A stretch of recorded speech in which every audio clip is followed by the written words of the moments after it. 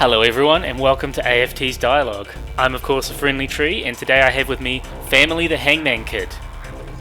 Hello everyone, how are you? This is Hangman Kid representing Family from Victoria, Melbourne, Tekken. Thank you for joining me today. Just a reminder for everyone, the purpose of this series is to give somebody else the spotlight. So instead of me talking about myself or me talking about my character, I want to introduce other people in my community and in other communities around the world, and just let them share a bit about themselves, a bit about their character, and a bit about their passion for the game. So to start off with, can you tell me a bit about yourself, the Hangman Kid? So whether or not you want to say your real name, Sure. how you started the game, really. Alright, no problem. And first of all, thank you so much, Nick, for doing this and for all of your great community work and also your Nina work over the years. Like It's a pleasure. You've been pushing through a lot of those, like, you know, maybe difficulty in creating content and also streaming. So thank you to you first, a person in my community, for doing all of this. Oh, that's very And kind. And then I guess jumping on to myself, so I am a King player. King is my main and pretty much the only character I'm proficient with. I've been playing Tekken maybe for about 2.5 years seriously. So Tekken 7 is my new, or rather my first competitive Tekken game. I've played a lot of the other Tekkens, Tekken 3 and so on, when I was, growing up, but I didn't really know about frames or anything. I didn't really learn about the game until Tekken 7 as well. There's actually a very interesting story about why I came and played Tekken 7 in the first place. Yeah, So it please was share. 2017. Yeah, thank you. So it was 2017, and at the time I was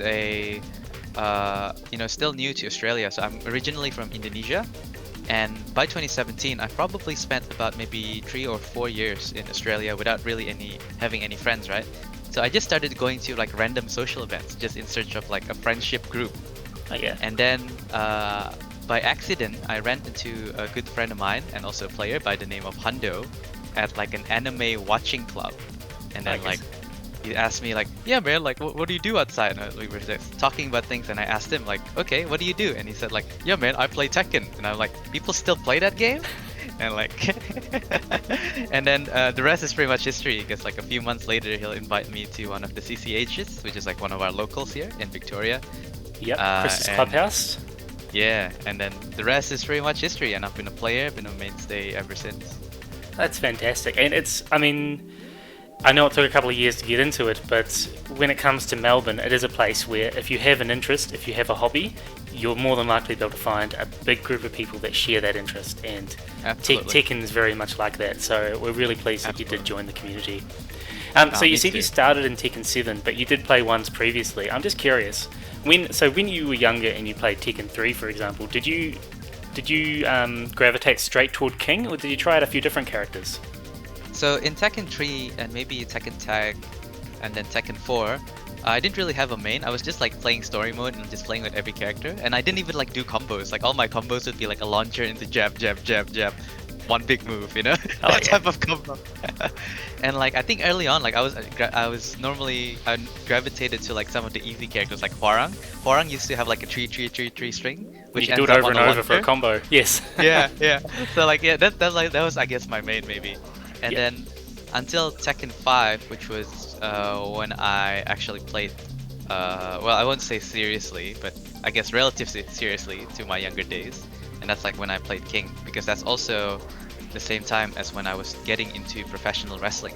So really the only reason I play King is because he's a wrestler, and that's what I like to watch as well outside of Tekken. Yep. And I guess from then on it was just playing King, I guess. So wrestling is one of another big hobby or interest that you have, I guess. Yeah, absolutely. It's been a big influence, I guess, in my life, and also, because of these like types of genres, like you'll learn like other values through the show. It's pro wrestling, but the characters exhibit some form of like values to you through your screen, right? And some characters like I get drawn to more personally, and like maybe I pick up some things that I like about a particular character or some values of them. Yeah. Do you remember a couple of years ago there was a big WWE event that was held in Melbourne? Yeah, which one was that? I forget what it was called. I've been to one wrestling show in my life. Because I it was actually went to this event and it was the most hype event. I was in the nosebleeds. I could barely see what was going on. Yeah, But I mean, you name it, it was the Kane versus Undertaker like reunion thing. It was so good. And then they had Ronda Rousey, John Cena. They had all these big names. It's really I think good. I missed that show, but it's such a different feeling actually showing up live and watching it through the crowd than through my screen. It's a different experience. I'm usually not like a live type of guy. I don't like going to concerts and whatnot. But wrestling was actually pretty fun to watch with other people. That's good. Do you have a favorite wrestler? As well as King? Yeah, that's pretty much it. Like King, my one and only. So I think at the moment my favorite wrestler would be Kenny Omega. Who's a wrestler for a promotion called AEW. And in this game you can like I think Brian has one of his t-shirts, right? I can't remember. Maybe not in this game, but you know they have like a Tekken crossover like promotion with New Japan Pro Wrestling. Yeah. And, I think one of the t-shirts was a Kenny Omega Tekken t-shirt, but I can't remember if that's right or wrong. Yeah, okay. But yeah. That's cool. What about other interests? Do you have any other main interests or hobbies as well as wrestling? Or ones that may tie into Tekken or fighting games? Yeah, so I think outside of Tekken really, it's pretty much just video games and music and manga. Yeah. Not anime, just manga or... Yeah, this is actually interesting about me. I don't actually like watching anime too much. I just like reading the manga itself. Okay. And I know you and I, we both spoke about Dragon Ball from time to time, right? So Dragon Ball Super was like one of the few that I would watch because it's Dragon Ball, right? But mostly I'll just be reading the manga as well. Before Tekken, actually, I'm not really a competitive video game player by all means. Like Tekken is probably like one of the very few competitive games I've played. And before Tekken, all the video games I played are just like single player, like story-driven games, you know. So it was kind of like a boring type of genre in that way. No, I think that's good because I mean, video games should be a relaxing experience, and a lot of the time when you get to something like Tekken, I mean, there's that rush of playing, right? It's like a rush of adrenaline, and it's not always as relaxing and enjoyable. It can be, it can really play with your emotions. So I think it's good to have some games you play that are a bit more low-key and you can just sort of unwind and relax with. I agree. That's what I liked about it as well. And ever since I played Tekken, actually, I've been neglecting some of those games because I've been busy grinding all the time. Tekken is more than a game, it's a commitment. It is. It actually is. Okay, so you mentioned that it was really because of, like, trying to find friends and trying to get into a community once you came to Australia that got you into Tekken, and then that has myself and I'm sure many of the people watching this video interested because you have the prefix of family. So can you tell me a little bit about that?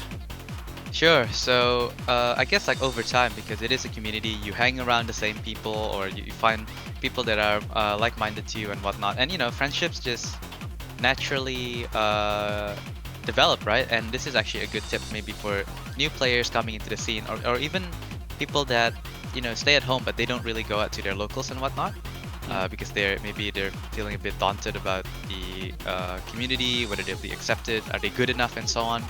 And let me tell you, like at least here in Victoria Tekken, like when you're coming in, skill level doesn't really matter all that much.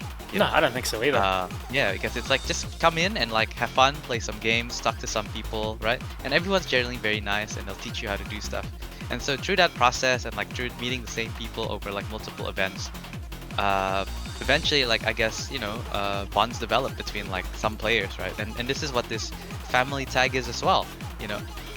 Family is like kind of like, I guess, a clan, right? I guess like clan is probably more, it's more of like a 2000 to 2010 like type of word, right? That's used right between groups of friends. Oh, I'm a part of this clan for this game, right? Yeah. So I guess you can call it, this is not like a sponsorship type of company deal thing. This is more like a friendship group clan type thing. And it was just all you know, a parody or a funny take at like the Fast and the Furious, you know, where Toretto would always say like, never leave family behind, and things like that, right? And like we would like meme like the "See You Again" song. Yeah. And like very, very much so, and it became such a running joke that everyone just started adopting this family tag, and that was pretty much it. And that became like the official clan name as well by way of irony, and that's also, fantastic. I guess, our little group in Tekken.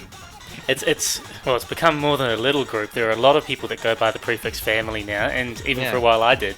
Yeah, Like, I you did it at one of the tournaments, right? I didn't stray away for anything. Like I didn't go, oh, I don't want that anymore. I just thought, oh no, I'll just stick to a friendly tree. But by all means, if there's something going along, I'll happily put the prefix back on because it's a good group of people. It's very fun. Put the cape back on. Shoutouts to Gunmo, who's pretty much started the whole thing.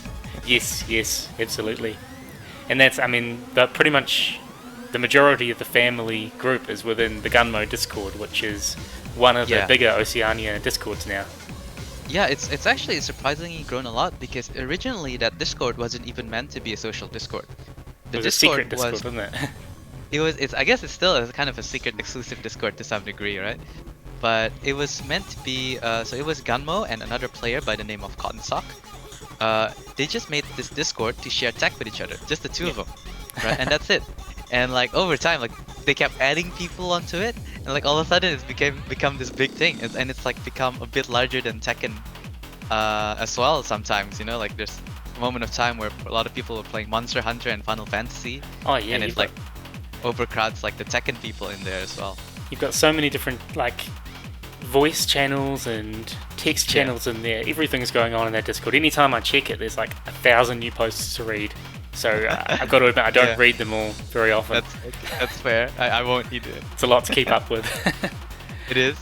But it's been fun. Like I think the Gunmo Discord is one of the accidentally one of the factors why there's such this growth in culture and social activities in Victoria Tekken at least. Some more things I want to talk about. So you mentioned like going to your event. There's no reason that you need to be a good player, even if you're not too familiar with the game. It's a good idea just to go and experience it. So could you maybe share a bit about what it was like when you went to your first tournament? Yeah, absolutely. I'll be very happy to. So in fact, I'll step once. I'll step one. What am I saying? I'll move back a little bit and like going to and go back to the first event I attended. Yeah. Because at that point, like my expectation is that everyone at the locals would be like super killer, knows all the combos and so on, right? Because like I'm like a new player, never played competitive games in my life. So I think like the week before that, like I was so nervous about going to my first locals. It wasn't even a tournament. The week before, I downloaded like I downloaded Tekken 7 for the first time. Oh, yeah. And I just started practicing combos and punishment, and that was the only thing that I practiced, and it's the first time as well that I actually practiced anything for Tekken, and I played on Treasure Battle the whole week, and that was it to get myself ready, right? And surprisingly, like being a new player and only knowing combos and punishment, I wasn't even like the worst guy there, because like there's literally people showing up just to have fun and just to enjoy stuff, you know? Yeah, absolutely. I saw my very first offline electric at the event, right? And there was a player there, and I told her like, damn, you can do electrics in real life? You must be really fucking good. And I didn't know like electrics is like not that hard at all. and after that, I went to my first tournament, right? Yeah. And lo and behold, I go 0-2, which is like completely normal, right? And it's like nothing to be ashamed of. I think some players are like put it very hard on themselves that they're all going 0-2 over multiple events. And let me tell you, I think I go 0-2 for like 3 months or something for every tournament I went to, and that's to be expected, because like you've never played a set before, you've never been in a tournament environment. And because you're a new player, obviously your seat would be like really low, right? So obviously the first player you play, yeah, it's like, all right, I'm a new player. The first guy I play is like, like a top 3 guy in your locals. Like, okay, yeah. So going 0-2 is like completely normal for a new player, because like there's a lot of factors that goes against you as well, and you're still adjusting to, I guess, the rhyme of a tournament, thinking ahead and so on. So it's completely normal, and like, if you work on your game even a little bit at a time, soon, like after a period, I started to go 1-2, and then all of a sudden I went 2-2. I broke even, like, oh, that's crazy, right? And then all of a sudden it's 3-2, and then all of a sudden you randomly make it to top 8, and that's like, I guess maybe the experience for most people as well, I mean, wins and losses are a very good measuring stick for your progress, but it's not the only thing. So it's okay to go Yes. 0 and 2, and I think a lot of like more experienced players still go 0 and 2 from time Yes, to time. absolutely. Yeah. And it's more about looking at the situations and trying to track progress in other ways. You know, are you more consistent with your combos? Were you whiff punishing? You know, were you doing things better than you were previously? Even if you lost, did you play a better game, right? Yeah, and I think at a global scale, people like really look, especially these days maybe, people look into tournament results so deeply, right? Especially for these global level players and like, oh, Nate didn't make it out of top 8 this time, he's washed. Right? And it's like not very true at all, right? No, not at all. And that's also not true in your local level. Tournament is not the end all be all because the format is actually really hard to succeed in. You know, it's first to two. Anyone can win. Anyone can like have a bad match and then you're out all of a sudden. So you have to track it in more of an overtime progress. I think the way someone told me this, I think it was Lazy Dave maybe. The goal is not to win like this particular match or this particular Ranbat, but the goal is to one day win TWT or something like that. Which is basically just an expression that as long as you're improving over time, the results will naturally come along as a side product or as a byproduct. That sounds like the mindset of don't worry about losing a battle, it's about the war. Yeah, exactly, and that's probably the way to go because it is a very hard game. Yeah, exactly. And there are some variables that are out of your control sometimes. Yeah, so there are a lot of things you need to consider. Yeah, you can practice all you want, and then like all of a sudden an Eddie shows up in your pool, and you're like, I don't know how to play Eddie. Exactly. It's hard to prepare for everything. Exactly. The next thing maybe just to talk about would be, I guess, international exposure and international or interstate experience, I should say. Yeah. So have you travelled? Have you been to some of the bigger events around? Well, I guess around the country, around the world. Have you been back to Indonesia at all? Actually, have you versed the Tekken scene there? That's actually a very good question. So I'll answer that one by one, right? So. You and I were very well acquainted, I guess, here in Victoria, right? We show up to pretty much the same kinds of tournaments, if not all of them. Yeah. And I think we both went for our very first interstate event as well together, right? Which is Aussie Hado, Aussie Hado Nationals in Sydney in 2019. Yeah, that's right. It was just last year. It was just over a year ago. Yes. It was such a fun event, and that's I think our first interstate event, and like that was pretty fun. And that's probably the first time I played Tekken outside of Victoria as well, because I didn't play Tekken in Indonesia, right? I started playing Tekken here in Australia, and all my other experiences with people from other states or from other countries like New Zealand are all pretty much online, right? So I've never gone anywhere. So I'm really looking. It was supposed to be this year. I was really wanting to go to more interstate events and also, I guess, for international events. Like you asked me, have I gone back to go home to play with Indonesian people? I have not, but and I have the itch to play with those people because like I've heard about them now, I've looked into them, but I've never actually played with them, and they probably don't know about me either, you know, despite me being originally from there. And I have that itch, I guess, because I guess as competitors, you always have to itch maybe to prove yourself or to test yourself or test other people and so on. And like maybe you have the same itch for yourself because you haven't gone back to New Zealand like to play in a tournament format in a long time, right? So you must have felt you've improved so much maybe in the last like 2-3 years, and like maybe like all right, I want to have another go at New Zealand, you know. And the thing is, for me, a lot of people in New Zealand, they may know me, but they don't know me as AFriendlyTree because I went by a different gamer tag. So, like for example, when I went to BAM, I remember, when BAM happened in Melbourne and I went to it, I came across a few people, and I remember like them introducing themselves to me and like going, "Oh, AFriendlyTree, nice to meet you." I'm like, "Oh, actually, we've met before about 10 years ago." What was your previous gamer tag, if you don't mind? It was a very irrelevant one. It was Scythe Panama. Wow. Because I was in a Van Halen band, so rest in peace, Eddie Van Halen. I was in a Van Halen kind of tribute band called Panama after the song Panama. Oh, that's. But obviously sweet. I changed it because people keep going, "Oh, are you from Panama?" It's just, not relevant. That's funny. That's really funny. So yeah, that's it. So I'm really looking forward to go to international events, and I think the time, you only have a limited amount of time where you can, like, I guess, mess around with Tekken in your life, perhaps. Yes. And it's probably good to knock out some of those, I guess, what's the word, checklist before you really need to put your foot down in life. Start becoming an adult. I know, yeah. I really want to go to Japan as well. That's probably, and more so for the Japan itself rather than a tournament in Japan. I don't know anyone that's gone to Japan that hasn't loved it. Like, I know multiple people, I know, right? some of them Tekken players, that moved to Japan and... Well, not moved to Japan, sorry. They went to Japan on a holiday, or they went for like a... some kind of, what do you call it, like a gap year sort of thing. They've gone and taught English in Japan for a while, and then they've just never come back. Yeah, because it's like... they love some it. people just get drawn on the culture and whatnot. Yeah. I hear about it so much from people. So yeah, I really want to go there and check it out. Very good. Alright, so let's focus on your character now. So, you're a King player. You've already elaborated that's because of wrestling, but can you just reiterate once again, why did you choose King? Why is he your main in Tekken 7?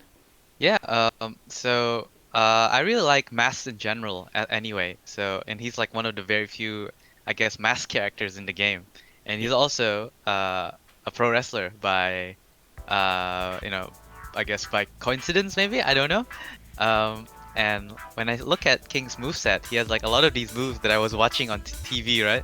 And so I get like a wave of nostalgia, like, oh, he has the Rocks move, oh, he has the Stunner, and so on, right? So it's like it's very good. It's the perfect character. I didn't even care about playstyle to begin with, right? When you were just picking up the character, it's just something that developed. Yeah, I mean, the character needs to be visually pleasing. You have to have that kind of attachment to the character, don't you? You've got to like what they look like. You've got to have some kind of interest. And a lot of the time when people first start in Tekken, they don't pick a character going, oh, this character is easy to use, or oh, this character is hard to use. They go, oh, this character looks cool. Yeah, pretty much. And that's why you need to have a diverse cast as well. Yes. And you need... People talk about things becoming less realistic over time. Sorry, this is me deviating a little bit, but... That's okay. That realism is a big part of it too. Like, if everyone just looked like a standard human being, then where's the draw? Where's the visual things that would draw you to the character? Yeah, I think it's good to have like as much diversity within like the realms of what makes sense in a Tekken universe, you know? Yeah, like, that's it. Of in course, the Tekken universe, yes. Yeah. Maybe if you have a sludge monster, okay, maybe you've gone too off the rails, right? But oh hey, Unknown. Unknown had the sludge. Yeah, you're right. Actually, they made it work for her, right? Yeah, they did. Yeah, they did actually. Like something like Gigas is like kind of wacky, right? But he looks believable to exist in this universe, right? Yeah, in the Tekken, in the realm of Tekken, absolutely. Okay, so actually, quickly with the characters, King 1 or King 2, who do you prefer? You know, I didn't actually know about this until like maybe a year and a half ago, you know, because I didn't really follow Tekken storylines. But I guess ever since Tekken 5, it's already been King 2, so I guess King 2 is my boy. Nice. King 2 is the orphan, grew up in the orphanage of King 1 and everything, and trained by Armor King, which is a pretty cool storyline. I think King 1's story was kind of gritty too, you know, he and Armor King were rivals and he had an issue with alcoholism and then ends up getting killed by Ogre. Yeah, I think this continues the trend, right? This is how they replace characters over time. We've seen it recently with Kunimitsu as well. They brought in Kunimitsu 2 to replace her mother. Yeah. And maybe one day Forest Law is going to come back again. You never know. Maybe. And we've got Kuma too. People forget that Kuma is actually the second Kuma. Yeah, that's right. Can't have old beers in this game. No, cannot have old anything in this game. Yeah. Oh, fair enough. Now, okay, if King wasn't in the game, would you still play Tekken? Definitely would. And I guess if King wasn't there, like the obvious choice might be Armor King, which is also kind of my secondary. Yep. But I think I'd be more attracted to a simpler character because now that I'm already learning the game, I feel like my style is actually more on like the standard just play Tekken type of characters. Okay. And luckily for me, there's a lot of casts here that can play like normal Tekken, like Shaheen, and so on, right? But I think the character that I really want to play is probably Paul. And the only reason why I don't play Paul is because I can't backdash properly. See, hear that guy? Hear that, guys? Like, I made so many top 8s, and here's the thing, I can't backdash properly. So it's not really an intimidating thing. If you're not using Paul, Brian, or Nina, you don't need to be doing the clean backdash. don't really need to. They're It's the great only if ones you with can do it, backspace. yeah. So in other Exactly. words, that's the only reason that you're not using Nina. I Yes? guess so as well. Actually, Nina is also a pretty. I wanted to learn her because she had like some chain throws as well, right, at the start. Yeah, And she's like, got chain throw. She has an unbreakable chain throw. Well, unbreakable Yeah, starter chain throw. The knee one, I believe, right? No. Her Betrayer, quarter circle back 1+4. The one I use at the wall all the time. That's the one. Yeah. Yeah. But yeah, But she's yeah, got spider knee, so she's got a command throw that goes in, well, command attack that goes into a chain throw, and she's got her the leaping heel. All right, that's yeah, that's that one as well actually when it hits you. So she has attacks that goes into chain throws, and she has chain throws. That's pretty. So sick. is she But- more of a but I grappler can't- than King? Maybe, but I can't get over these backspace, man. Okay, anyway, let's focus back on King. In fact, let's Yeah. go into practice mode with King. Let's do that. The boy himself. Where's What's your the favorite arena? practice mode? I usually go for infinites when I'm doing practice, or I do Mishima Dojo if I want Yeah, balls. fair But we're using Wrestler, so we've got to go to the arena. Yeah, we gotta keep it thematic. Okay, so there was a bit of another name that you were known for a while, or your Discord name was changed to something different. I mean, it's often changed, and it was Yeah. relating to what I believe is your favorite move. So can you share for everyone what's your favorite move? My favorite move. Oh, I think my name was actually changed to hold back hit because of my playstyle. I think that was it. I can't Wasn't it quite hold back remember. and shove? Oh yeah, that was a long time ago. I completely forgot about that. Yeah. So the shove is like my my favorite move for King, and it's like for good reason, right? This Yes. move is a 9-frame mid.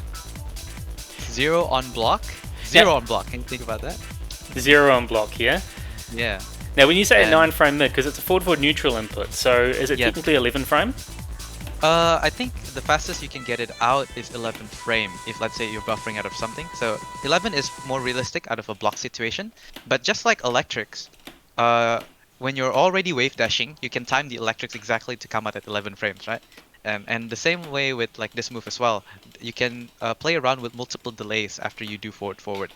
Yeah. You know, so the 11 frame is like you cannot come out at 9 frames, but because it is 9 frames and because the move is so delayable, it can come out very very quickly or deceptively quickly, especially when the opponent thinks that you've basically decided not to attack, whereas you can actually do this little counter hit push thing. Yep. It's such a threatening move for a move that does no damage. Absolutely, I think this might be the best push in the game, even though it's a non-launching one. Yep. I think this one is the most accessible. It's also the fastest one. Yep. On Armor counter hit, of Kings course, isn't yeah. that great. Marduk's is okay, but Alex is okay, yeah. yeah, Negan's I'd also still alright. rate Kings better. Mhm. Okay. So on counter hit, this is like this gives you a guaranteed 4-2-1, which is of course the staple. And don't you get a free alley kick after that? Like you do a dash? Not anymore. Not anymore? They changed this in season 1 to season 2.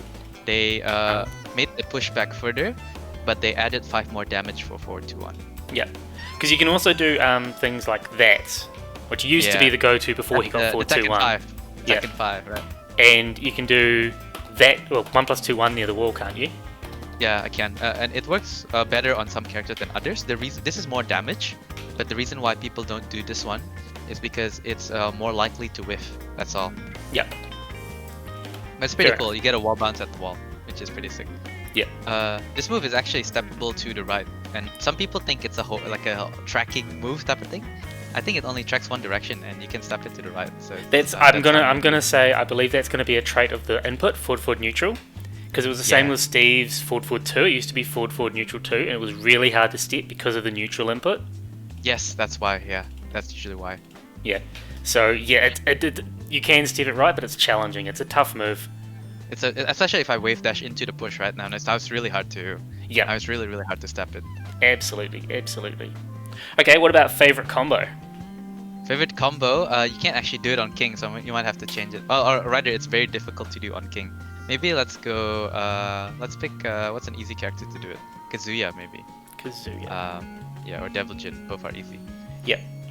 So I am 100% certain that they did not expect this combo to work on You any think it's character. unintended? Yeah, fair enough. Yeah. What And the settings combo- should I have to test it? You can put it on anything really. It's fine.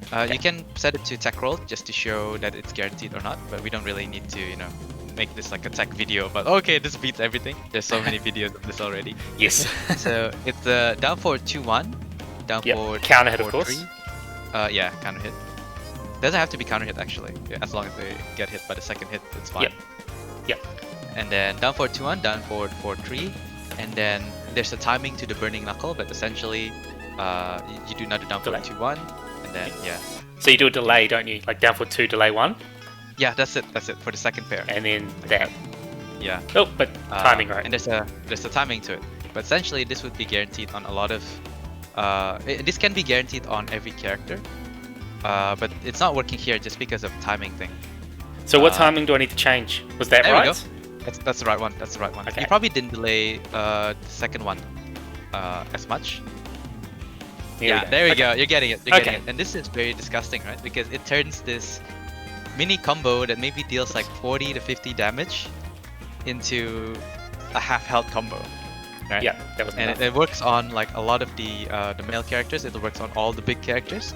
It can also work on like female characters, but with female characters and some of the male characters, you need to do a micro dash, which might make it a little bit unrealistic to do in a real match. But for someone like Kazuya, someone like Shaheen, someone like Deviljin, these are staple tournament characters, right? You see them all the time. All of a sudden, like you eat this 13 frame like mid that's counter hit confirmable into this like half health combos. It's like ridiculous. What a buff that was. Such a good 13 frame mid. This combination should not exist. Like this is 100% not intentional. Yeah, because I mean even just getting something like that is really good off it. Yeah, absolutely. Did you know if you get hit by the burning knuckle at the wall, because this has some pushback, right? Yep. If you hit someone who's laying down, and then you hit them with a burning knuckle, even rage drive is guaranteed. So you could do this, and if they're laying down, then you get a rage drive. So if they choose to stay down, right? Yeah. If they choose to stay down to like mitigate the damage, yeah. And then you hit them with the burning knuckle, but because so they're at the wall, like that. If they get hit there, and they're close enough to the wall, like that, rage drive is guaranteed. Damn. That's absolutely bollocks, right? I got one other thing I want to ask about the rage drive. So there are two types of rage drive. Well, 3 ways rage drive can hit, aren't there? Yes, yeah, exactly. So the first one, when they're standing, it becomes like this traditional combo. A lot of characters have this, where they get hit by the rage drive and it's a combo. Yep. And there's 2 types of grounded rage drives, perhaps. One of them is when you're hitting the person, but they're not really on the ground. That. Yeah, you can do that, and you can see that they push their chest up, right? Yeah. And this is, when you hit them like this, the best that you can get is the people's elbow, which is down 2+3. Yep. Yeah. But you can also hit them when they're already on the floor. So if you can knock Kazuya down. Whoops. Atlas hammer. That's what I meant to do. Like that. That one will still not exactly. The combo needs to end. So there we go. Yeah. And then see they do like a little bit of a squiggle type of thing. Yeah. And when they do the squiggle, you can even get like an up 4-2. Sorry, an up 2. Up 2. Yep. Big elbow drop. And that's how you tell the difference at the wall situation. Essentially, if they do a 1 jab into the rage drive, you will always get the better splat, which is the swiggle one, where you can get the really high elbow. If you were doing, whoops. Sorry. That's okay. I did. Yeah, if you do jab there, you will get the better splat, and that's the common setup people use. Like that, and then you always get that. Yeah, exactly. See, nice. It's the squiggle. It doesn't say it's a combo, but they can't get out of it. Yep. I'll teach you one more thing. Did you know if you do the high elbow as a finisher, that one, and it doesn't kill King, it doesn't kill the opponent, toe kick is guaranteed on King. On King? Yeah. So if you do this at the wall and you don't get killed by King, you can do a toe kick on King. The opponent can do the toe kick. Yeah.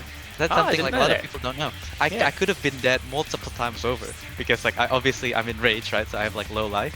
Yeah. So that's just a funny thing. Recovery kick. So I'll hold down there. Not that one. You got the other spot there just now. Yeah, what happened? I must have. Not really sure. Oh, maybe he immediately did the toe kick there. I'm not sure. Yeah, there we go. Because I do it there. Maybe it's because I did that and I was too slow. Hold on. So.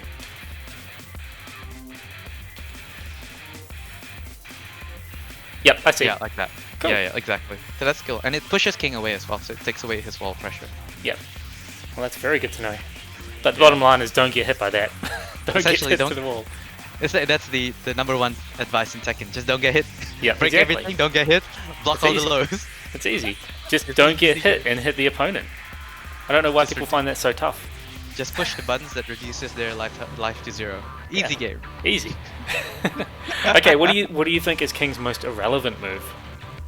Irrelevant move is standing tree, probably. Ooh.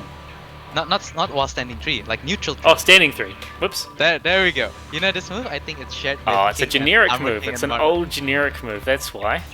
Yeah, this is such a Tekken 2, Tekken 3 type move, right? Yeah. This is a I think it's a 17 frame. Yeah. It's just a 17 frame high that's like minus 14, and its only redeeming quality is that it tracks sidestep right a little bit, which is King's weak side.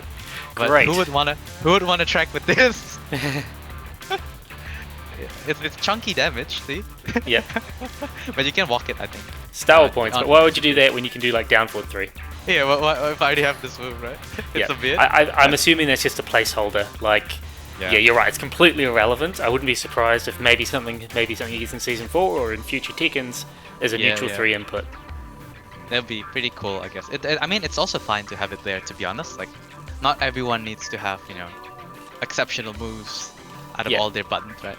So, It's okay to that's have placeholders too. Like, just because the move is irrelevant, which it's the point of this, doesn't mean that it has to be filled. We don't need to have every character having exactly 120 moves or something. Exactly. But yeah, And it's it one does, that like, fulfill a niche function, I guess, technicality, right? Yeah. It does track left. It is chunky damage. It does wall slide. So Yeah, I it does guess if things. if someone's brave enough to use it. Yep. Fair enough. Okay, what about, is there anything that King has, or something you might do with King, or you see King players do, that you think they get away with too much, or you think people shouldn't fall for? I think, at least here in Australia, it's the Bloody Samoan setup. Bloody Samoan. Shout out to it's Bloody pretty much- Samoan. He's not. Yeah, he's this pretty is- much the real King too. Pretty much, yeah. He's been playing, like, when I was learning King, like before I even showed up to my first local, I was already looking at King players, right, in like YouTube and whatnot, and his name pops up a few times. Yeah. And I had the chance to actually play with him offline. I was there.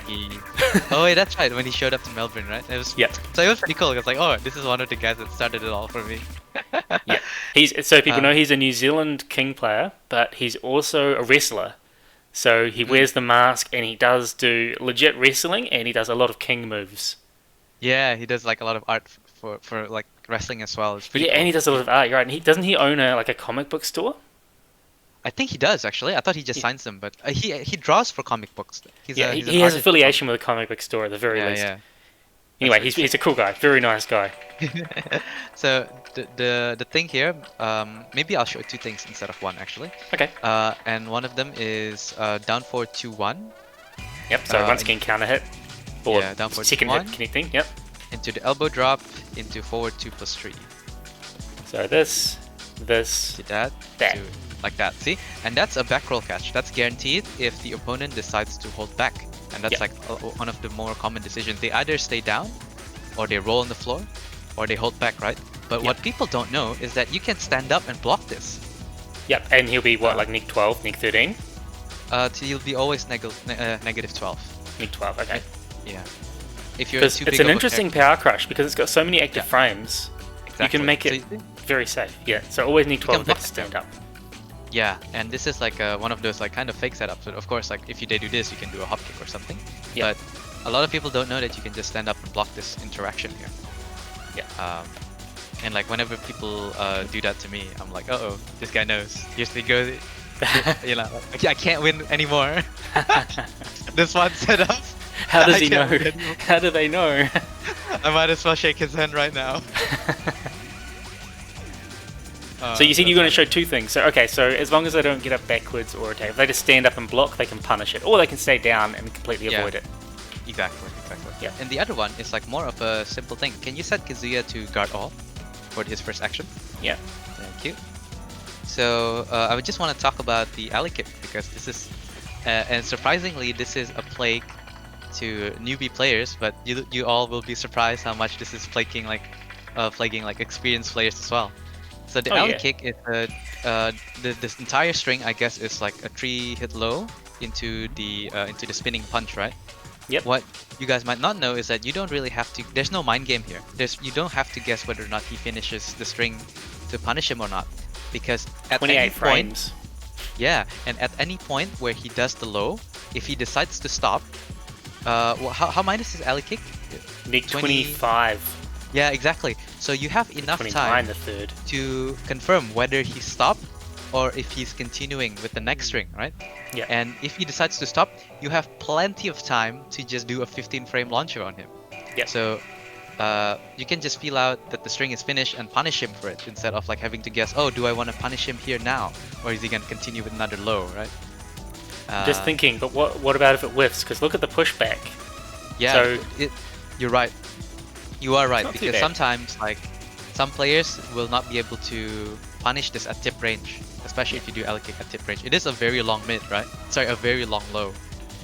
So some people do like manage to fail to punish it, and then I get something for free.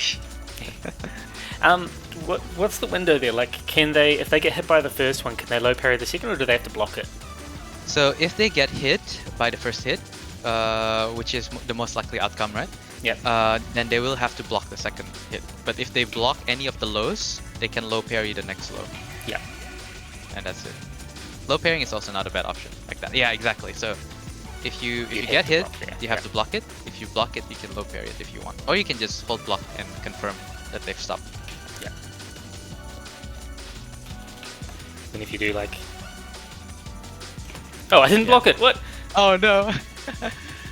You can also, I guess, react to King doing the mid, because the mid does take a long time and you can see him spinning around, right? Yeah, it's definitely easy to react to.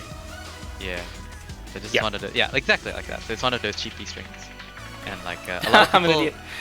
a lot of people just don't have the muscle memory for it, you know? Because obviously, like, you know, it's not like every day King is spamming alley kicks in your face. Maybe Yeah. if you're in like lower ranks, perhaps. But the higher you go, like the less likely this is going to happen, which is why it also works at those levels. Yeah.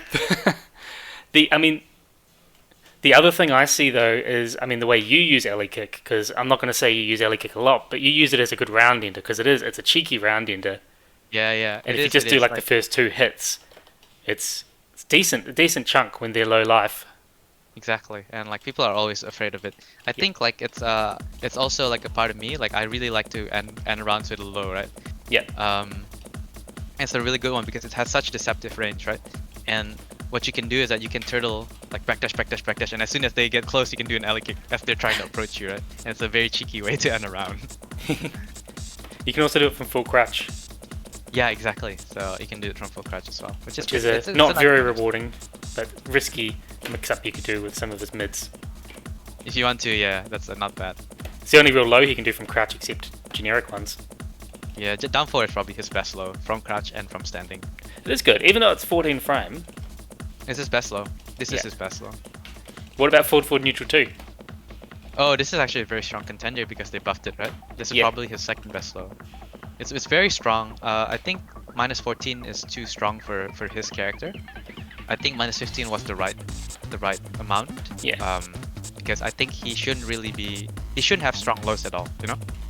I think his low should be below average. Yeah, he should have strong mids. Strong mids Yes. and throws. As a Yeah, grappler. even like you can make an argument maybe the mids are too strong, and like I'll probably like say there's a good argument there because he's a throw character, but he definitely should not have strong lows. Well, if you follow like the basic grappler archetype formula from other games, then he should have strong mids, good frame Yeah. advantage, but poor range. He should have trouble getting in, and he should have weak lows too, or really risky lows. Yeah. I think King is the way he, I guess, diverged from that concept is that he has good range, right? He has good range and decent lows. Decent lows. Well, in this game, I think his lows is at least average, right? At Yeah. least average because of Previously of they some of these weren't. Previously he had Yeah. very bad lows. things. And the other thing, I guess, that separates King from that archetype maybe is because he doesn't have a lot of frame advantage. But maybe that's because of the Tekken system, because otherwise every single move will be a true mix-up. I mean, he does, but it's the Tekken system, so it's more about getting the frame advantage on hit. Like, yeah, exactly. For a 10 frame, getting +7 is pretty unheard of for a lot for a lot of characters, unless you're Far Cry Rim. +15? Alright, let's go. Alright, this is fair. Wall splat? Sounds fair to me.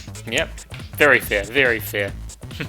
Is there anything particular that you'd like to talk about King before we move on to the next section?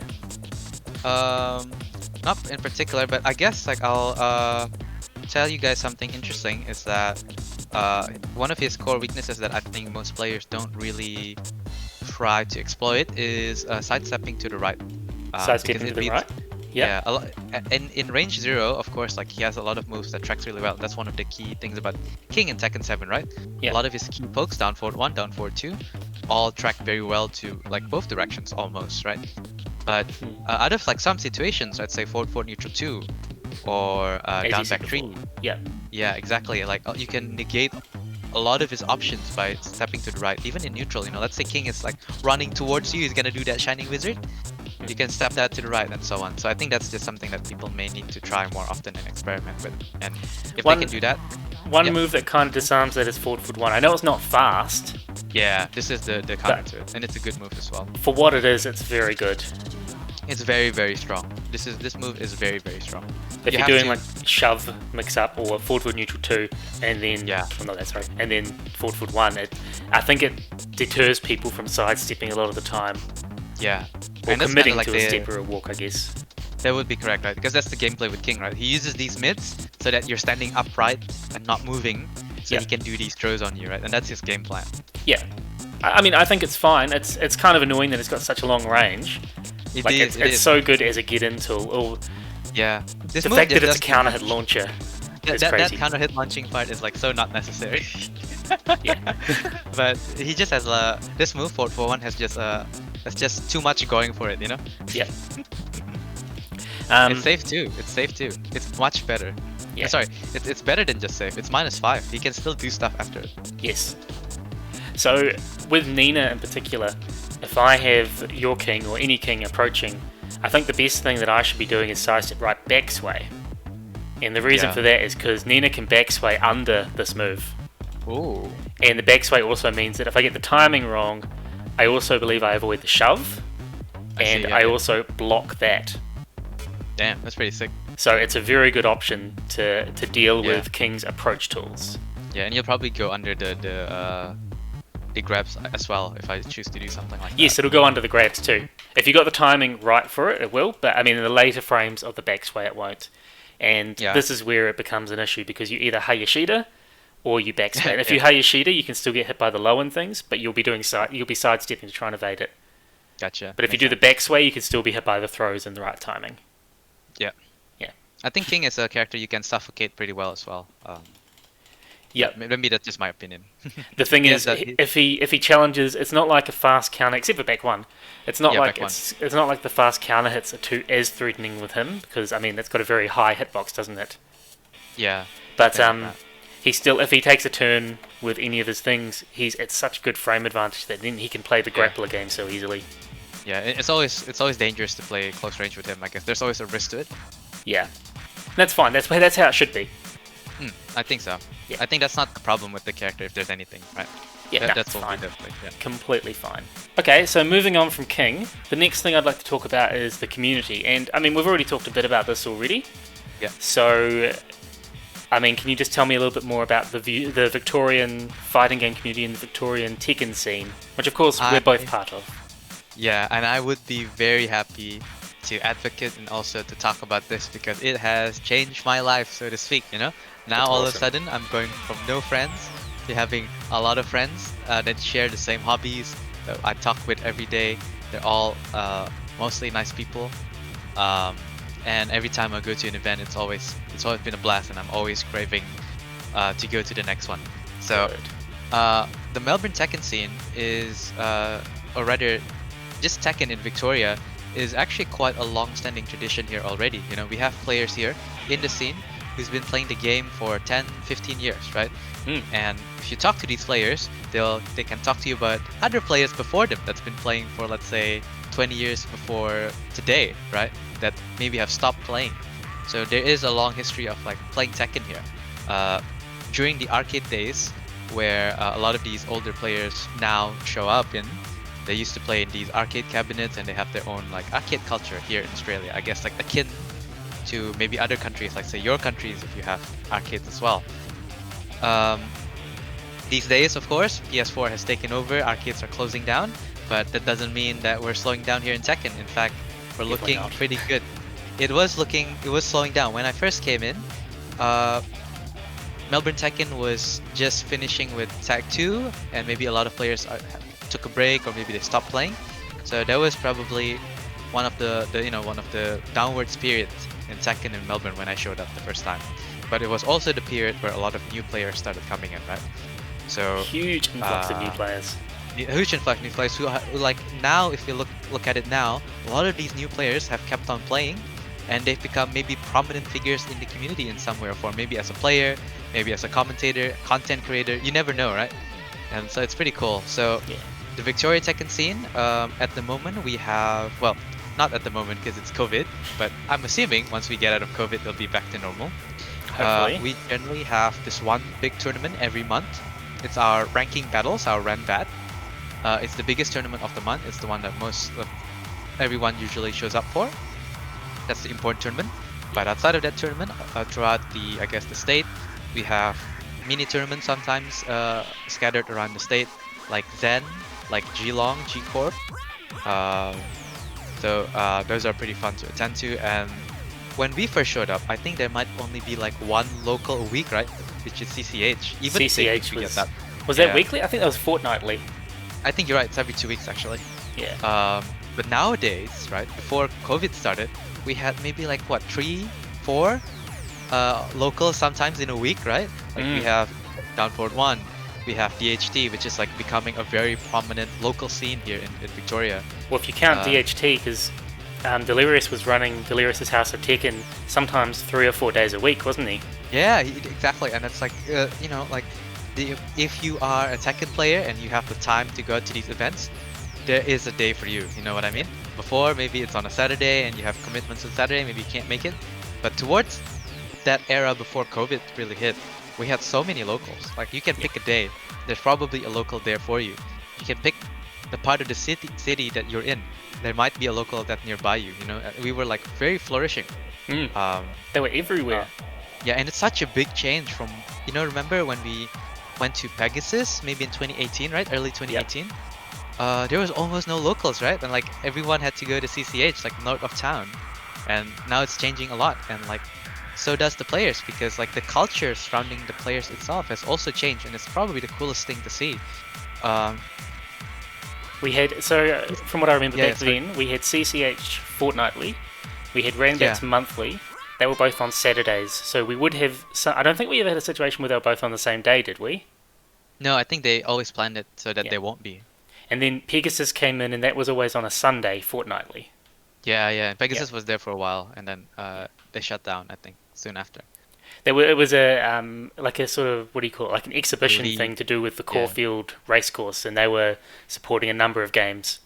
Yeah, there was a league. I remember the finals. You can actually hear the people betting on the horses. They had the guineas on at the same time, yes, and the racetrack was right out there. It was beautiful time. I think I missed that one. I watched it on stream. I wish I could have been there. It was pretty hype. That's great. So yeah, go on. I was just going to go. So, and the other ones you listed. So, we've got CCH, Chris's Clubhouse, DHT, Delirious' House of Tekken, Downford 1, which is Doncaster Fights. Yes. Zen is the Zen Gaming Lounge. Yeah, Zen Gaming Lounge. Yeah. Well. We also had was it Monash University one? Monash University one is I didn't mention that too much because that one is like I think on hold, or because Eric, the one who's hosting it, has graduated, so I don't think that's tuning any longer. Yeah. Okay. Congrats to him. Yeah, but we used to have that as well around the Monash area, and sometimes Ducky would hold events as well, maybe at his place or at Marambina, right? So. Yeah, we had a few that sort of spread around that were affiliated with DHT, some in other areas in the eastern suburbs too, like the one where you versed Bloody Samoan, which was where was it? Yeah, the Marambina one. Was it Marambina? Okay. Yeah. Yeah, I think that was that was That was think by that was Chadston. Marmita, It was yeah. Chadston, wasn't it? Chadston. I don't quite remember. It was Anyway, Eastern around Suburbs. Oakley anyway. Yeah, Yeah. something like that. Yeah. So that was fun. And to talk about the players, right? When we first started, like, well, you've already been playing for a while when we came in, but like for me and like some of my other mates, right? We were just starting Tekken 7, just like me. First time playing Tekken, never played Tekken seriously before. We were getting stomped on by some of these OGs, right? Yeah. In the beginning, right? And like a lot of these players, including myself now, have like were able to, I guess, like match these old players now. So it's been pretty cool because like the scene is more competitive, and Yeah. the newer players have created more of a culture on like labbing properly, you know, analytical thinking about like concept of when is the right time to push a button, you know, when is the right time to disrespect frames, and we've become a bit more, I guess, scientific about the way that we play. And of course, like, you don't have to play like that, but I think for some players who's like looking for a reason and they can't really like feel the game out as much as some other players, maybe like a more scientific like approach, you know, first principles approach would suit them more, right? And yeah, you and a few other players, like of the, I guess, newer players have been around for a couple of years. You've definitely taken that more analytical approach, and it's almost like you have sort of regular, you do have regular discussions where you sort of break down scenarios and you really get really in-depth and technical about it, don't you? Yeah, it's easy to get lost on those details as well. Yeah. Of course, like too much of one thing is probably not good, but it helps you think, you know, like outside of that situation you're discussing, you're exercising your brain to think about it in a certain way that you can use and apply it in a different scenario, maybe in game, right? And that's probably the biggest benefit that you can have out of it. And I need to shout out like people like Blind Duality, people like Gypsy, right? People like Konsok, who's like also helped develop this culture of like thinking about the game like that. Yeah. Oh, they really have. So you just mentioned a number of names there, like Blind Duality, Cotton Sock. Do you consider these guys your teammates? Is there anyone else you'd like to list in that? Like you're always going to forget someone, and no hard feelings. I know that you'd want to list everybody you could. Oh my god, I want to open up my phone book right now. All right, the grandpa next door, In the A, old man down the street. Yeah. So I think the main ones in terms of teammates and I guess like slash rivals, we can also talk about it in that same vein because we're playing with each other, we're learning together, but we're also competing against each other. I think the main ones really are Chipsy, which is really the star jewel, right, in this new era in Victoria, really. The guy to really watch out for. He's the not so secret killer. Yeah, I would. That's a very good description about it. And Mr. Kajeski, Blind Duality, Cotton Sock, Philippa, and maybe Gunmo, right? Gunmo, of course, there's and there's probably some other rivals there as well, like Deception and Melted Cheese from New South Wales. You know, across like so many others, and if we list them all out, we're gonna be here for all day. Melted Cheese is an interesting one because he's a king player too, isn't he? No, different player. That's actually Cheese. There's two Cheese. Yeah. No, there's Mug Cheese, who's the king player. Yeah. And then there's Melted Cheese, the Kazuya Brian. Oh, he's the Kazuya player. Okay, yes, I do remember meeting him at OHN. Yeah, and there's also just a guy named Cheese, I think in like South Australia or something, who plays a completely different character. Well, I mean, cheese is a gaming expression, isn't it? You talk about a character's cheese, or you know, what's their cheese? There's also a cheese here in Victoria. I think he plays a geese or something. I forgot. Okay. Well, there you go. As long as there aren't any more trees. I know. I haven't seen one actually, so only I have. There are a few. Yeah. Oh. That's okay. Well, so is there anyone in particular that you would sort of consider a rival? I think the main rival would be Gypsy, right? And he's pretty much the measuring stick for a lot of people in the community. Even like some of the, I guess, OG players consider Chip like their main like measuring stick, right? Yeah. Because of how much he's improved in such a short amount of time, and also how knowledgeable he is about the game, and also his tournament performance, which is quite stellar, right? Yes, Uh, it's exceptional. it is absolutely exceptional, right? So I don't even know if it's correct to say it's a rivalry because like I usually lose all the casual sets and I lose all the tournament sets, right? But they're always quite close.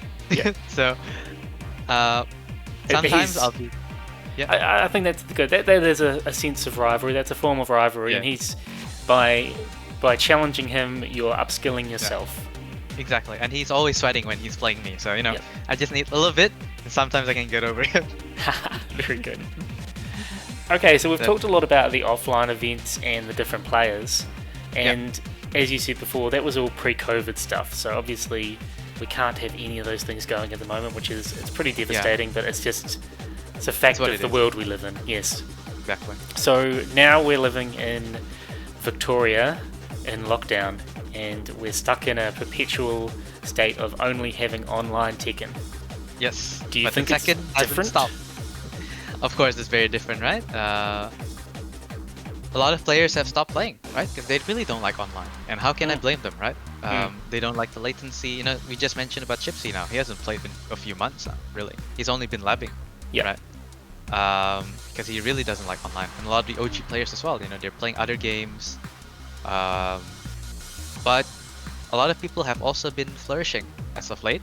Because for some people, they've actually had the time now to sit down and actually work on stuff that they didn't have time before. Yeah, sat down and done their homework. Exactly. So for some people, Tekken-wise at least, it might have been a more productive time now. But again, the Tekken doesn't stop. It's online, but we have a lot of online events, maybe hosted by someone or hosted by an organization. And if you are a player in Victoria, in Australia, or New Zealand, there are events for you that you might be able to join in, especially if you're on PC. I don't know too much about PS4, but on PC we have events here and there, and you can always talk to someone about them. So maybe we talk about them now, Nick? Yeah. I mean, there are a few events, like there are a few New Zealand ones I've seen recently that are PS4 exclusive that they've been running. But the majority are on PC, you're correct. Yeah. And there've been a lot of things that have happened during COVID, different events that have been held, and I know you've been a part of a lot of them. So do you want to tell us a bit about the ones that you've been part of?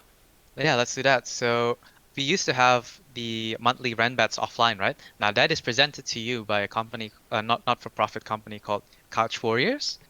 And they usually run these tournaments for like a bunch of states as well. Like they have one in Queensland, and I think they have one for South Australia, right? But because of COVID and because of online, all of these tournaments have now been shifted to online, and it's a free-for-all for all states. So now, for the first time in a Renbat, like I can play with someone from all the way from Queensland, right? Yeah. Which is something like you never had before, and that's pretty much our main monthly tournament now, which is called the Couch Warriors Ranking Battles Online. I think it's called the Couch Warriors Online Challenge or something like that. I can't quite remember. It's usually nationwide, isn't it? As you said, so nationwide and on PC. It's held on the Saturday of the third week of every month. I think that's the schedule. So that's the same schedule as what the offline Rambits were. Yeah, I think so. So just FYI. Well, the offline Victorian ones were at least. Exactly. And so for those of you who are interested, and if you just want to feel out a tournament, you just want to feel how a tournament feels like, maybe you can give it a shot. It'll be pretty fun. You'll be playing with other people from other states, getting used to a tournament environment. It's a good way to be low pressure, I suppose, but you don't get the same. What do you call it? There's not the same feeling. You don't have that offline culture. Yeah, because the person is not sitting next to you, right? The person who you're playing with. Yeah. The acoustics of the entire environment is different, if you say so. Another one that I've been a part of would be the some exhibition matches, right? So sometimes some people are hosting like their own events. I've been invited to some. I know Looper was running. He was doing pretty regular ones for a while, wasn't he? Yeah, he was. Maybe he'll bring it back. Nobody knows. At the moment, the one that's going to be a little bit more consistent and constant is the Danger House, which is hosted by SYO. I don't know if it's CO or if it's SYO, so I'll say it as SYO. He's a fellow Victorian player, but he's not a Tekken player. Yeah, he's not. He's So it's mainly pretty cool that a he's Street doing Fighter. this. Yeah, Street Fighter Yeah. player. Street Fighter Grand Blue player. He also runs Danger Houses Yep. for Street Fighter and Grand Blue. But for Tekken ones, it'll always be on Thursday, and it's generally a set of 3 to 5 exhibition first to 5 matches between some reputable players in the scene. Yep. Usually he goes and finds the players that he wants to present. But if you feel like you're an intermediate experienced player that wants to have like a showdown with someone or just with anyone, maybe you can throw your own name into the hat. Reach out to him, and I'm sure like he'll be happy maybe to put you in a slot if it's possible. So you actually were in that last week, and you had a very exciting match against Dion Gray, a name that people will be very familiar with. Yeah, so Dion Gray is the probably people would say he's the second best country in the second best player in the region, right? And probably the best player who has a permanent residency or citizenship in Australia. So he's a very, very, very tough customer, and it was the first Danger House ever presented. So it's a very new series. That was a good starting match. It was pretty fun. It was fun. I didn't know like it was gonna be Dion. He didn't tell me who was gonna be playing.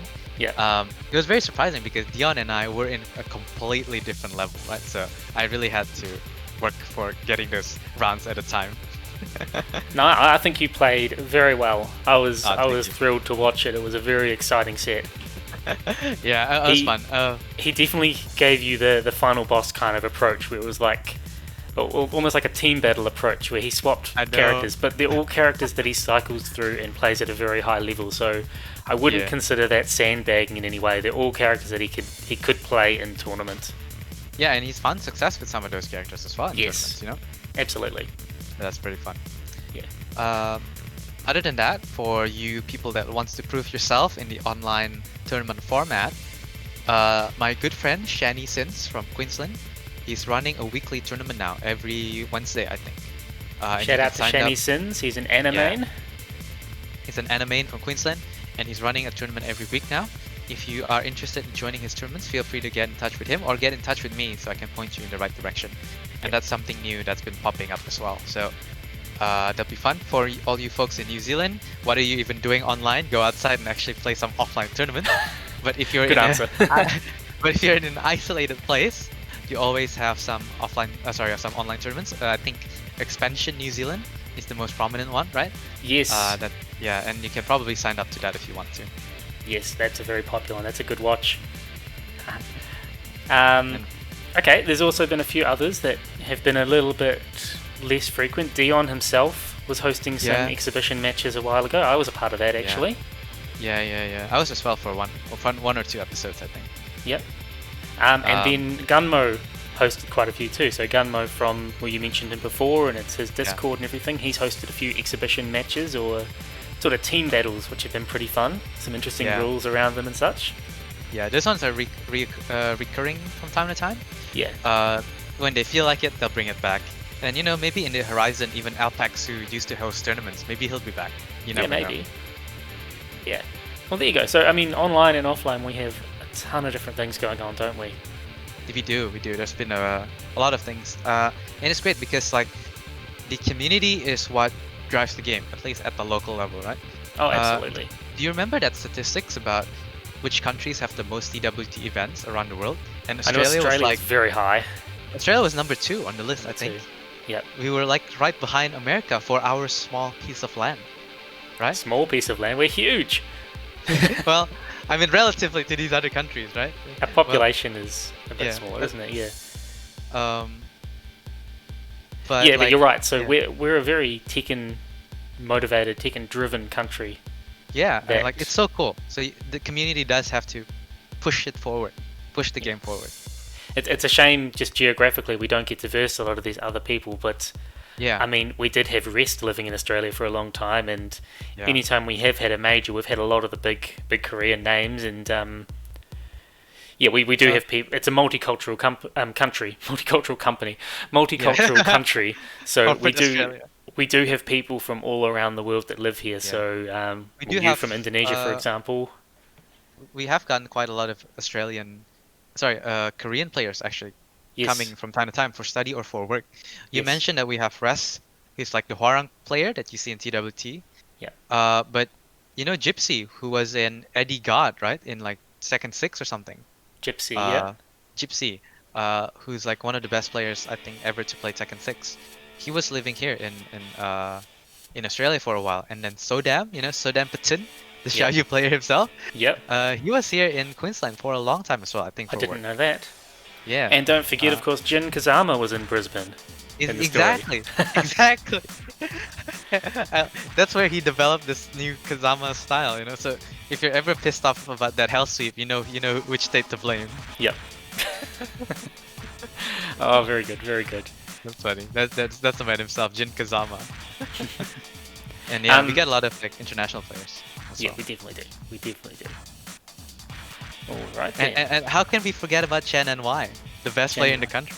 Yeah. Australia, from Pakistan. Well, he's You know, from Pakistan, exactly. And I remember there have been times when he's gone back to Pakistan, isn't there? And then he's returned and he's, had all this tech and he's been playing with these players and he knows all these players Yeah. that are right in the limelight at the moment. It's very funny that like a lot of like the majority of the world are so late to knowing how dangerous Pakistan is. Right? Sorry, not dangerous. Like in the sense of it's dangerous, like how dangerous their players are, right? But we've had But Chan and Y here since We knew before. for a while. Yeah. Yeah, we knew for a while. Yeah. That's cool. Yeah. I think that's everything we'll talk about with the community. All right, so not last, one of the last things we're going to do is just a bit of trivia. So I've just got a couple of questions for you. We'll just run through them kind of quickly, I suppose. So with your main, so thinking of King, if you could you please buff one move and nerf another move? I think the one nerf that I would give King would be the combo that we showed earlier on the stream, which is down for 2-1 into the Burning Knuckle combo. That Yeah. should not be in the game. That is not fair by any account. Yep. Yep, fair enough. And maybe one buff that I'll give him is maybe a little bit more lower hitbox on his hop knee. Yeah. It's an okay hop knee in terms of range and damage and so on, and I don't need more tracking on that, but it can be a little bit too high that it goes above some moves. Yep, fair enough. So yeah, So I'm not asking it to hit like AOP down or anything, but like Shaheen down 3, maybe that should like hit that all the time. yeah. I guess part of that is because it's a hop knee, isn't it? I mean, Yeah. I don't know with what the hitbox looks like exactly, but I'm guessing it means that it's a lot higher than a lot of hop kicks. Like if you look at Paul's hop kick, Yeah. I just picture there's like a big line of hitbox that goes from the bottom Yeah, of the kick yeah. up. While with King, it's probably closer to the knee, isn't it? Exactly. It's a bit more. It's slanted like that. Yeah. So, and yeah, I can see how that would be frustrating because you might have a read on a low, and a lot of time that's a good way to use a hop kick is if you anticipate a low, and then your hop that's kick whiffs, and you're probably negative. Yeah, that's one of the inside jokes when someone's playing Shaheen. Yeah, I read your hop kick with a low. I read your hop kick with a low. I love it. Okay, name a character that should be added and one that should be removed. I think this one's a fairly easy one for me. Yeah. From the moment I saw him in the trailer, I did not like this character. From just the design and everything. And that character is Fakum Ram. Falcon Ram. Yeah, and then See, did the you first watch day I that? saw it- Did you watch that video Michael Murray did explaining his design? Because I mean that was pretty No, I did interesting. That not. made me respect and appreciate the character a fair bit Oh, more. I did not. What did he say in summary? It was just sort of about how the movements came from, and it's modelled after these Muay Thai Ah. fighters and things like that. I thought that was cool. I see. Fair enough. I still don't like how he looks though. It looks very Yeah. weird because like he seems like everything about him feels like it needs to be so exaggerated, right? His body shape, his tattoos, his glowing tattoos, all of his moves, his height, his backstory. I don't know if you guys ever seen that. It's a bit dark. It's a bit dark, but it's everywhere. He has to have a hostage situation going. He needs to be struck by thunder. He Yeah. needs to have the military. Anyway, Just going back to what we talked about at the very beginning, he does stand out, doesn't he? Even if people were like, "Oh, Stands he's out a very much generic so. tattooed fighter," yes. he's not really. He's Yes. out of proportion for the game, and Yeah. he's got these unique He's, things. I'm kind of disappointed and that his he has lightning hands. thing is more just a taunt, and his back foot yeah. full. I wish it was actually like a unique mechanic. Yeah, and he does have his fans. I must be fair, right? He does have his fans as well, and people that actually like his design, maybe because they've watched Grappler Baki and they look at him as, oh, that's a character that could be in Grappler Baki. I like this guy. Yep, fair enough. That's fair. But at the same time, I can appreciate what you're saying too, and despite what I'm saying, I'm not the biggest fan of his design either. So I propose like a change that some people may like. and don't like is that remove Fakumram. Let's bring back Bruce. Just bring back Bruce. Yeah. We already have that character. When the Far Cry Room trailer first came out and I saw People it, thought I it actually was Bruce, thought, right? yeah, I thought, what have they done to Bruce? And I'm like, oh wait, that's not Bruce, it's someone else.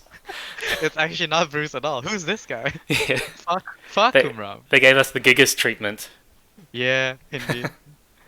Yeah. So Okay. that's Fair enough. Fair enough. I can agree with that.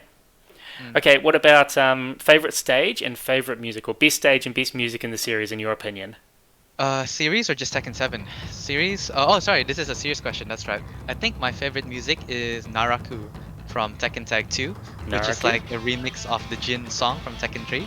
I love that one. Yeah, that Yes. one.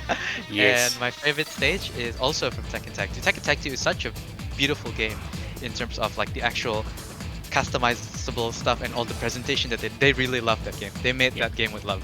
Absolutely, they did. And my favorite stage is the Moonlight Wilderness. Moonlight inside Wilderness. the castle.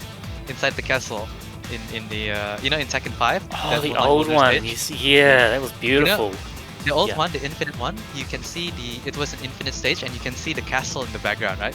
Yep. In Tekken Tag 2, you play inside the castle. Yep. So I like remember that. That's- Just out of curiosity, do you have a favorite stage in Tekken 7? In Tekken 7, so I think everyone knows me as the Infinite Azure guy, so that's my tournament stage. But my you're a king player. Yeah, that's actually a very funny thing, right? I don't pick Forgotten Realm ever. Because my playstyle, I don't get launchers on my playstyle. Yeah, fair enough actually. Because you're my- quite a passive king player in general, or like a defensive yeah. king player, which is good. My favorite stage though, I think, is Duomo di Sirio for both the song and also how the stage looks. Very This one nice. just looks awesome. It is a good stage. I like it. Yeah, I like the song as well. Pretty epic. Yeah. It's very clean too, right? You can see everything on the screen. Yeah, it's a great stage actually. I do really appreciate that in Tekken 7. I'm not a fan of a lot of the stages in Tekken 7, but this True. is one that does really stand out. It's beautiful. This one's great, and it has a lot of details in the background. A lot of these other stages, they don't have anything in the background. Yeah, and I also like that it's got the balcony break, but it's a very large balcony. Like the map Yeah. underneath is so large. Yeah, and the top part as well is quite big. It's not like a jungle outpost. Jungle's too small. I mean, it It's way affects too a lot of small. matchups, doesn't it? But Yeah. Duomo Serio I really like it. It's a stage I'll often pick with Nina actually. It's good. I like it a lot. Yeah, very good. Okay, and with King, what would you like to see happen with him in the story moving forward? Oh man, this is a very hard topic, right? Because Tekken doesn't really write their story modes. They don't really put too much emphasis on story mode, I guess, outside of their small cast. If you like, you can be a bit more broad and just say what would you like to see happen in the Tekken story Yeah. moving forward. Yeah, that might be better as well, actually. Like, Yeah. I feel like they need to inject some life into some of these side characters. And if Yeah. you look at Mortal Kombat, right, they've done a wonderful job making like side characters relevant in the story mode. Like, maybe through the gameplay design or the backstory that they give them. So I guess my proposal maybe is to make some kind of like a faction system. Yeah. You don't need to have too many factions, but factions, like, it's always fun seeing, oh, group A versus group B type of thing, right? So, let's say King and like a bunch of other people that's like anti-war maybe, like Julia and Marduk, and who else is anti-war in the Tekken universe, right? Let's go I back. guess I don't know, like basically those characters, right? Maybe Xiao Yu, right, or something like that. Even if it's like a weird mission. Well, if you've got Julia, you could absolutely have Ganryu there.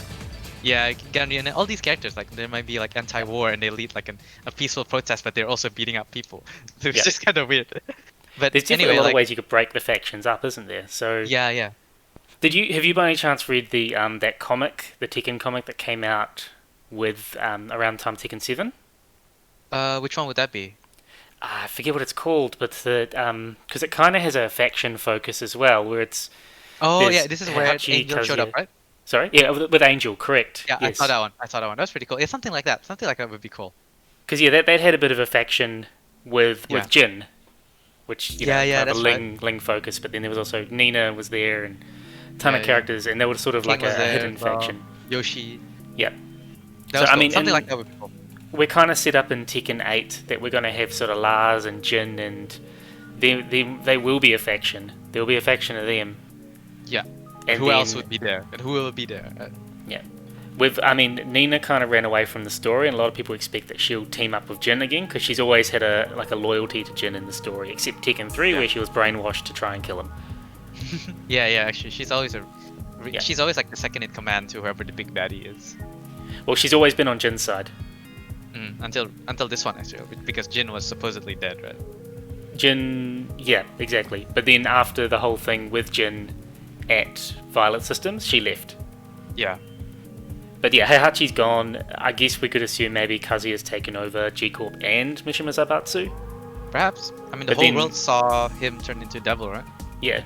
But then we've got Claudio and Ling and stuff. Yeah, and Claudio then- and Zafina. Zafina's part of that faction. Yep.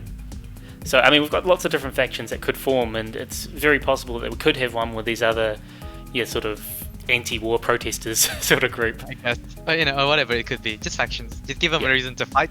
Yeah, give them a purpose. Make them less gag characters and more purpose in the story. Yeah. Even if it doesn't amount to much in the final battle.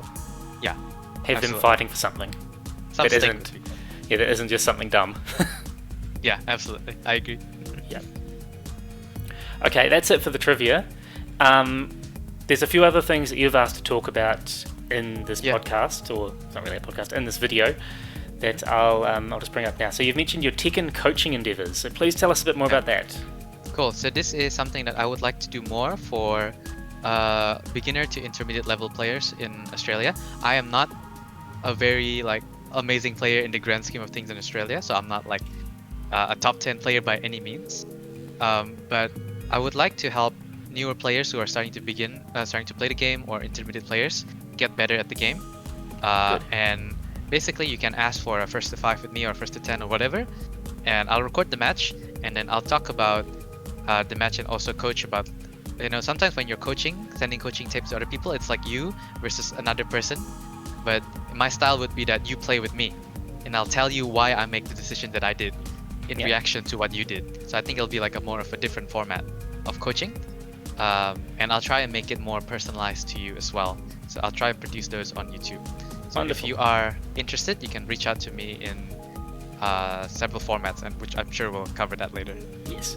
And I mean, as we talked about before, you do have a very analytical approach, and you're very good at breaking down these different situations and helping sort of explain and help people understand what they could be doing better or what they should focus on. So I think you have the tools, you have the knowledge that you could help a lot of people in these regards. Absolutely. I hope so, because I think one thing I have good going for me is that I can explain things a bit better, even if my Tekken skill is maybe not at the very top, right? But at least I can reiterate some stuff that might, that might be useful to someone learning about the game and trying to figure things out. I think you've got the skill too, though. You could help a lot of people. Oh, thank you. Okay, and the next thing is streaming, Twitch streaming. Yes, so coming very soon. I've right there is there's this box right here in front of me, which is my new PC components. I'm building a PC. This is my laptop, but I'm building a PC, so I can finally stream Tekken and whatnot. Oh, that's fantastic. Yeah, and I'll be streaming maybe in 2 weeks or so. It's a new endeavor thing, so I've not done this properly before. It'll be at twitch.tv/hangmankid, and that's it. So just an FYI, you'll probably be seeing more of me playing Tekken on Twitch, playing King generally, maybe break down some situations, maybe do a bit of coaching as well, don't know, we'll see what happens. Wonderful. And I guess it's early days, so you probably don't have a schedule for that yet, but would you be planning on having a regular streaming time, or would it be see how it goes at first and then figure it out? Probably see how it goes, probably more of a jumpy schedule anyway, because I don't plan to really make it out as a big streamer with a schedule, more of a fun thing to do and something for someone to watch from time to time. Yeah, wonderful. Oh, it sounds great to me. I'd love to watch it. I will watch it. Awesome, so let me thank know. you. I mean, I follow you on Twitter, so I Yeah. see a lot of your posts, and I see you in different places. Once again, as we mentioned, we're part of the same community. That's Okay, so you mentioned Twitch, and I just mentioned Twitter, so that'd be the two main places for people to find you, wouldn't they? Yes, and also the Discord itself, if you're part of some of the Discord that I have. Yeah. That's And all of these, your gamer tag or your tag is Hangman Kid? That's correct. All of them Yep. are Hangman Kid. That is my Tekken career name, I guess, if you can say so. Wonderful. All right. That's probably everything we need to go through. So I guess just last, is there anything else you'd like to say? Anyone you'd like to give a shout out to, or Yeah, anything sure. before we finish? So I just want to give a shout out to the people that, just to give back to the community and to the people that make a big part of my time here in Tekken, right? So I just want to give thank you to Hundo for inviting me. In the first place, thank you for Brown Man for getting me back to play the game. I actually had a big hiatus, and I planned to never come back to the scene at one point because the game was too hard. That was actually the reason why I stopped. And, Brown Man brought me back, so thank you so much, Brown Man. And then thank you so much to Chip, Chipsy, Blind Duality, AFriendlyTree, Bon Bon, also known as Jin from Vic, Konsok and Gunmo, and Kajeski for making it such a great time for me here and playing with you guys and also learning with you guys. And thank you for all the TOs in Australia, Yusuf, Abi, Dreadtech, and I guess maybe Yigs. I don't know who really runs things in Queensland, but also thank you to you guys because there's players, but there's also need to be people who are helping manage the scene, like Delirious as well. They do such an incredible job. And it's all often a very thankless job. It's often a very thankless job. Usually it's like maybe the top player in the scene who reaps like the most rewards, right? And it's okay to be that way, but also remember to, I guess, pay your thanks to the people that put the time in and made all of it happen, made the infrastructure actually happen. If you've got a spare moment and you're at an event, just offer to give them a hand with anything. Yeah. Often they manage things very well, but they might have a million things they're trying to juggle at once, so it might look like they're doing okay, but there's actually a lot of things going in the back of their mind. It's very hard to multitask and organize big events. And that's the other thing. You mentioned so many names just then, but that's just the tip of the iceberg in our community. Absolutely. So that's fantastic. Lastly, thank you to AFriendlyTree for having me on the show and also his work in the community itself. Thank you for all the Nina mains and non-Nina mains who is supporting Tree because he is making great content every day. Oh, thank you very much. Thank you so much for joining me in this stream. So this has been AFT's Dialogue with Family the Hangman Kid. Is there anything you'd like to ask the viewers, actually? Like anything we can get them to comment below about? Maybe who their favourite wrestler is? Let's give a more thematic question here. When do you think Tekken 8 will come out by this schedule? And show me your reasonings. They're making Season 4, so they can't make Tekken 8 now. Or, I think they're making Tekken 8 right now alongside Season 4. Tell me what you think. Use any logic that you want. Any logic that you want. Perfect. Okay, guys, when will Tekken 8 come out? Please show your work. This is an excellence question for top marks. Alright, thank you very much. I'll see you next time that we have an offline. Yes, and now we gotta watch Sound Cross Up. Sounds great. See you later. Thank you. See you. Thank you so much, Nick. Have a good day.